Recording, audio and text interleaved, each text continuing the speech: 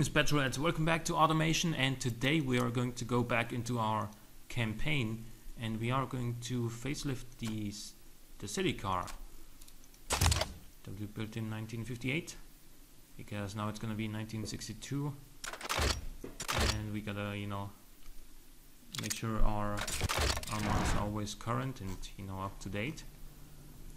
So we are going to clone this trim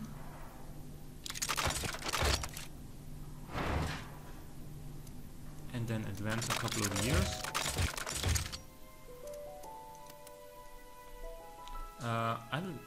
I don't think we're gonna change anything on the suspension or chassis section of the car. As far as looks go, I want to keep the triple headlight arrangement.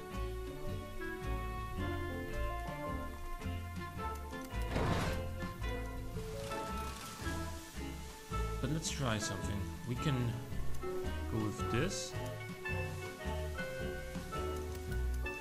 And then put one of these in here like so. Even though that's... It's not really that great. Let us try again, like that.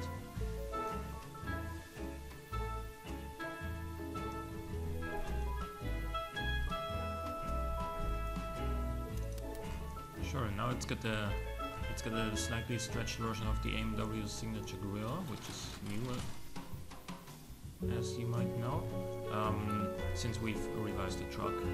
And let's put the badge in here. So now we have, yeah, we're gonna go to the back of the car and revise these lights, and also put something else here. Alrighty, what do we do as far as taillights go? I think we just put some simple ones like these ones on here.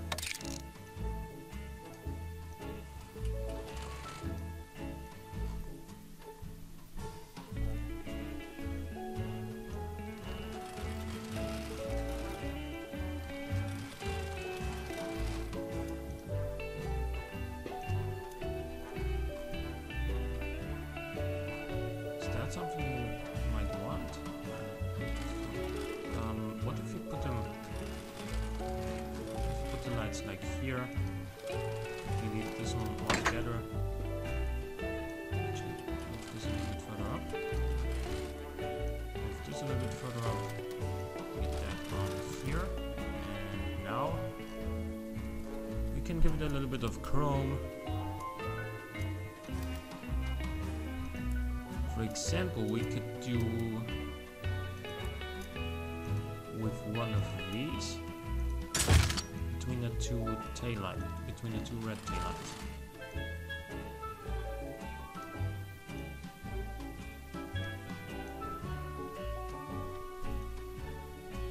Sure, why not? And make this a little bit smaller, maybe.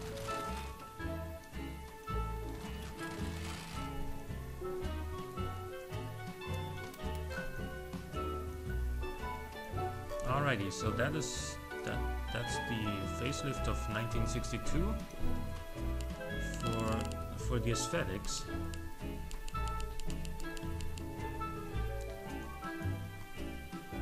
As far as the engine goes, actually, you know what?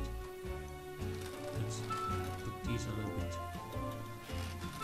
Let's make the gaps between them a bit larger,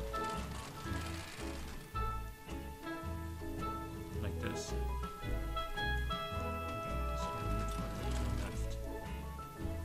Sure. Alrighty.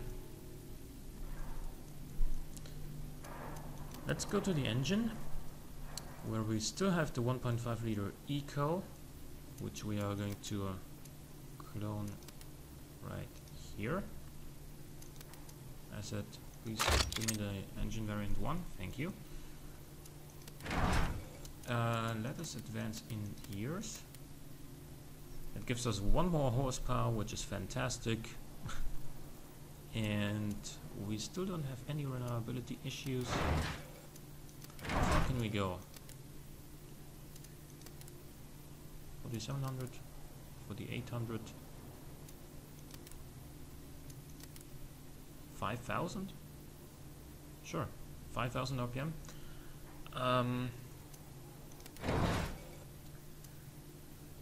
Let's go a little bit lower on the cam profile. A little bit bigger on the exhaust. Yep.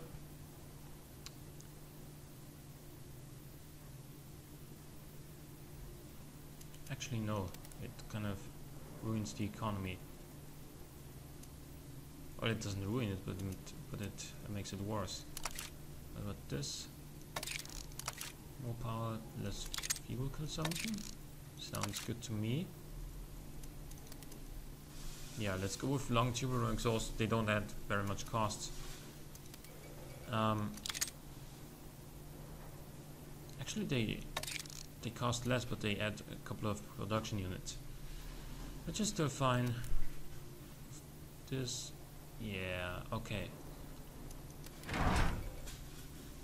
Now let's reduce this by 1 point and get this slightly lower. 62.5 horsepower is alright. Okay, so sorry for the brief interruption. Also, we can now go and reduce the negative quality on this. I think we can go with 0 now.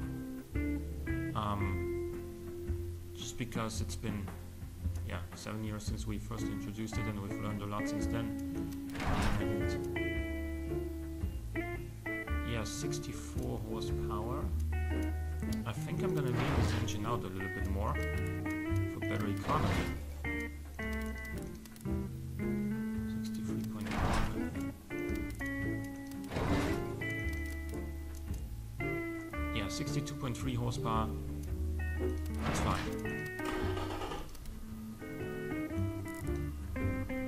This is the 1962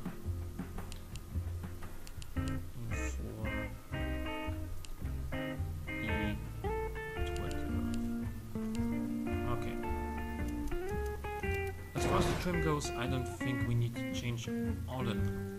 Wait, what? Of course it was a manual, not an automatic. Drivability came up so that the sportiness and comfort did suffer a little bit. I'm not exactly sure why.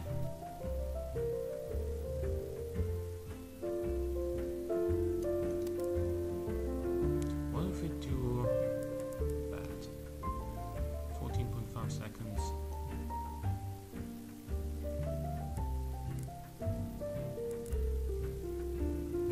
Seconds flat. 42.7 drivability is still more than we used to have. We go for 50. It's 14.1 seconds from 0 to 100. It's not that terrible. I'm actually quite liking this steering behavior graph.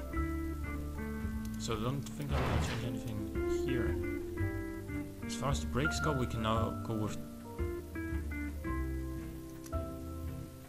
Actually, this doesn't help our brake fade, it only helps with the stopping distance, which is also something, and it also gives us more drivability.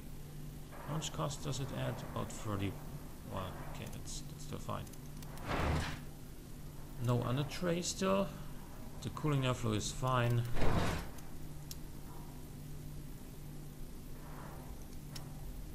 This adds $50 of cost and 3 more work hours. And it increases drivability again. Yeah, so power steering is definitely something we want. Gonna raise the suspension just a little bit to get rid of that bottoming out. And we did. How much is this? 15 or for 0.4 drivability and minus 0.6 sportiness. Sure, it also brings up the comfort. So overall, this is still a pretty cheap car. More expensive than the previous generation, okay, yeah, but that's how it goes most of the time. So let's see. We got a little bit of lift actually. Yeah, at 200 kilometers an hour, which it'll never reach. So the standing kilometer is 36.9 seconds.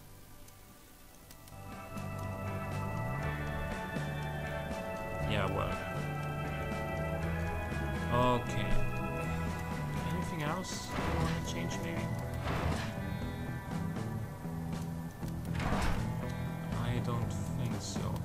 So with that, I'm gonna clone this one.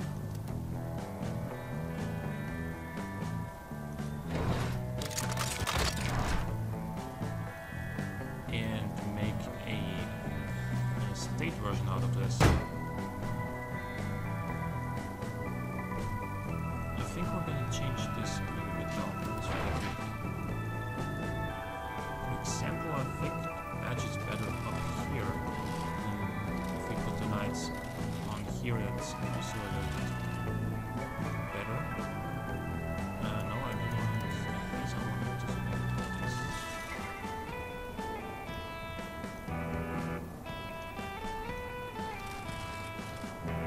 That is good. Actually, you know what? We can give this one some triple taillights. Make something similar that we have in the front.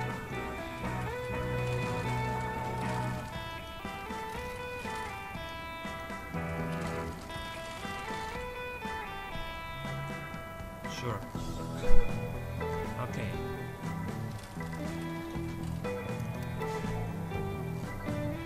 Alrighty, now that is the facelifted estate version, I guess. 1962 estate. What about the trim? Do we need to change anything here?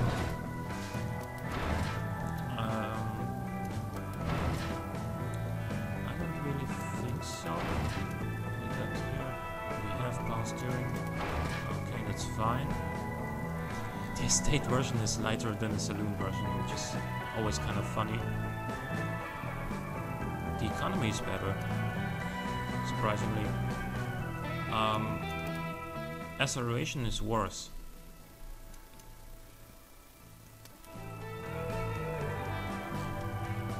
Alrighty. With that, I think we're done with this facelift here. Yeah, sure. So now let's I'm gonna leave it up to you guys to comment what you think on this facelift and on the current lineup, and I think we're gonna skip 1963 because you know our cars are basically ready to go for 1963. And in the next episode where I tackle the campaign again, we're gonna move on to 1964, and by then the Ford Mustang will have been released, so stay tuned. Hope you guys enjoyed the episode. If you did, click the like button, it helps out a great deal. Subscribe if you wanna see more in the future. For now, thanks for watching, and I'll see you next time.